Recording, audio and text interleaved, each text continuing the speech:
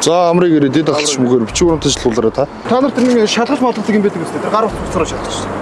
За жолоочоо танд 26 удаагийн сая 116 мянган төгрөгийн торгуул төлөгдөөгүй байна жолооч. За харъя. Та харсан уу та?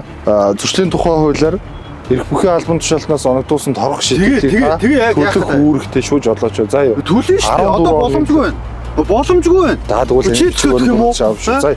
Энэ тохиолдолд зөрчил үйлдсэн хүн хуулийн этгээд замын хөдөлгөөний аюулгүй байдлын тухай хууль түүнд нийцүүлэн гаргасан захиргааны хэмжээний акт зөрчилтэй холбогдуулан эрх бүхий этгээдээс оногдуулсан торгох шийтгэлийг хууль заасан хугацаанд төлөөгүй тохиолдолд за мөн автозам, замын байгууламж ашигласны төлбөрийг мөн хугацаанд нь төлөөгүй бол тээврийн хэрэгсэл жолоодох эрхийн үнэмлэх авах, сунгах, ангилал нэмэх, өөрчлөх, нөхөн авах, тээврийн хэрэгслийн эзэмшлийн шилжих хөдөлгөөн хийх эрхийг хязгаарладаг. Хүн хуулийн этгээд эрх бүхий этгээдээс оногдуулсан торгох шийтгэлийг зөрчлийн тухай хуулийн 3-5 дахь зүйлийн 4 дахь хэсэг заасан хугацаанд биелүүлээгүй тохиолдолд тээврийн хэрэгслийн хөдөлгөөнийг цагдаагийн албаа хаагч тээврийн хэрэгслийн хөдөлгөөнийг торгох шийтгэлийг биелүүлж дуусгах хүртэл хугацаанд хязгаарлах буюу тусгай талбайд хүргэх эсвэл хууль заасан холбогдох бусад арга хэмжээг авч хязгаарладаг. Зөрчил үйлдсэн хүн хуулийн этгээд нь эрх бүхий албан тушаалтнаас оногдуулсан торгох шийтгэлийг сайн дураараа 15 хоногийн дотор биелүүлээгүй бол оногдуулсан торгох шийтгэлийн хэмжээг хугацаа өдрөөс сар бүр 10% нэмэгдүүлэн тооцно. Шийтгэлийн хувь хэмжээг нэмэгдүүлэн тооцох нийт хугацаа 5 сараас